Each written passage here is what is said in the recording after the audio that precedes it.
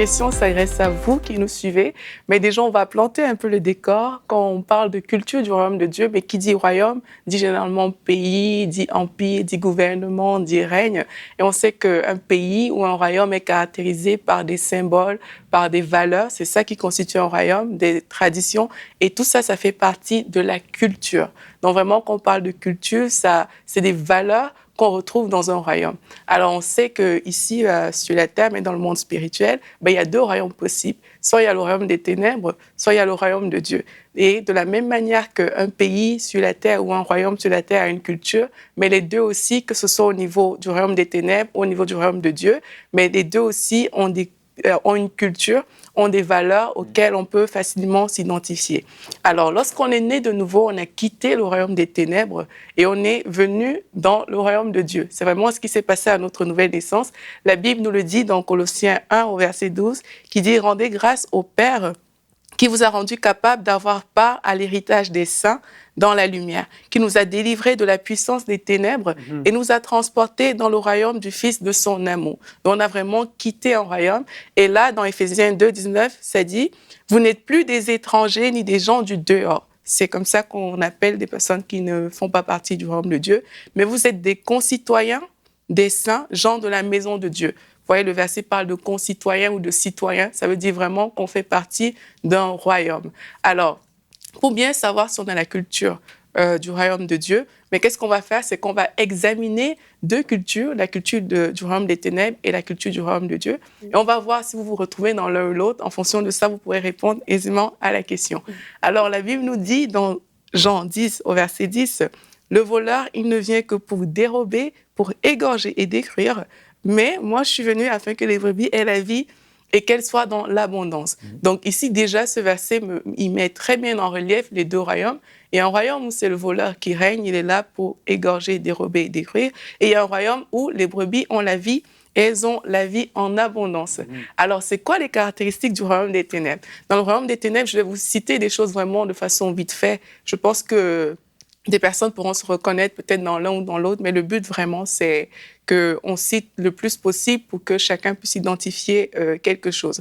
Alors, le royaume des ténèbres se caractérise parfois de façon concrète par certaines actions qu'on appelle très souvent les œuvres de la chair, qui sont entre autres une vie de péché. Donc, lorsqu'on vit dans le péché, par exemple l'impudicité, là, on est en train de se conformer à la culture du royaume des ténèbres. Si vous vivez l'idolâtrie, vous considérez pas Dieu seul comme votre Dieu, mais que vous êtes rattaché à d'autres choses, à la magie, à tous ces trucs-là. Mais ça, c'est des éléments de la culture du royaume des ténèbres. Il y a aussi les querelles, les jalousies, si vous vous retrouvez très souvent dans des disputes, dans des débats inutiles, dans de l'animosité, mais vous êtes en train de vous conformer à la culture du royaume des ténèbres, des divisions, des sectes, l'ivrognerie, des excès de table.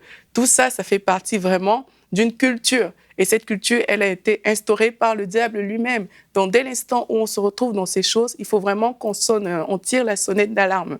Donc, le mensonge, la malhonnêteté, l'infidélité, l'adultère, le refus de pardonner, l'asservissement des autres, la corruption, le déshonneur, autant de choses qui font partie de la culture du royaume des ténèbres, la peur, le mépris de la parole de Dieu, le mépris des institutions que Dieu a établies, comme le mariage. Il y a des gens qui méprisent le mariage et tout ça, ça fait partie du royaume des ténèbres, les plaintes, les compromissions, la haine. Donc, tout ce qui, au final, est contraire à ce que Dieu a établi.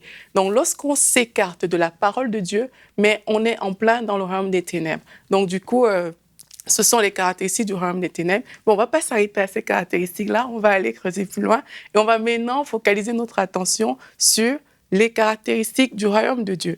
Alors, le royaume de Dieu, comme on l'a vu dans le verset tantôt, il est caractérisé par la vie abondante et cette vie touche tous les aspects de notre vie. C'est une vie qui glorifie le Seigneur et elle est marquée, entre autres, par l'amour, par la joie, la paix, la patience, la bonté, vraiment c'est le fruit de l'esprit, la fidélité, la douceur, la tempérance, l'intégrité vis-à-vis de la parole de Dieu. Dans la culture du royaume de Dieu, on ne se détourne pas de la parole de Dieu. C'est une vie de louange, c'est une vie d'adoration, c'est une vie de prière. C'est aussi une vie où on manifeste la foi et les dons spirituels. C'est une vie où l'honneur est une valeur, où le travail, où la communion avec le Saint-Esprit sont autant de valeurs, le service, la sainteté, les bénédictions, le respect des institutions. Bref, c'est vraiment une vie où tout ce qu'on fait a pour but de plaire au Seigneur Jésus-Christ. Alors, aujourd'hui, la question vous est adressée au regard des différentes caractéristiques de l'un et de l'autre. À quelle culture vous conformez-vous? La Bible nous dit, dans Philippiens 3, au verset 17 à 21, soyez tous mes imitateurs, frères, et portez les regards sur ceux qui marchent selon le modèle que vous avez en nous. Car il en est plusieurs qui marchent en ennemis de la croix de Christ. Je vous en ai souvent parlé et j'en parle maintenant encore en pleurant. Leur fin sera la perdition. Ils ont pour Dieu leur ventre, ils mettent leur gloire dans ce qui fait leur honte. Ils ne pensent qu'aux choses de la terre. Mais notre cité à nous est dans les cieux, d'où nous attendons aussi comme sauveur le Seigneur Jésus-Christ. Donc là, c'est très clair, c'est que les gens qui sont dans la culture des ténèbres, ils ont pour Dieu leur ventre et leur gloire est focalisée sur la terre, alors que des personnes qui ont pour culture le royaume de Dieu, leur gloire est focalisée sur Jésus-Christ.